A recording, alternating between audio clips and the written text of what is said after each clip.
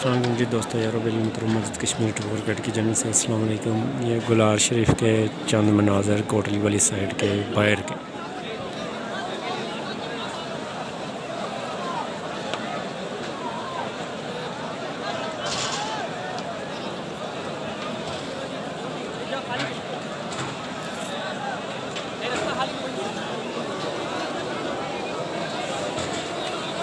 लोगों का जम है गफेर जी। इतनी दुनिया कभी ज़िला कोटली के दूध में ये नहीं देखी गई। इतनी बड़ी तादाद में अवाम बहुत ही कम, कभी हो ही नहीं सकता कि इस जगह के अलावा कहीं और इकट्ठी हो आज़ाद कश्मीर की हिस्ट्री में।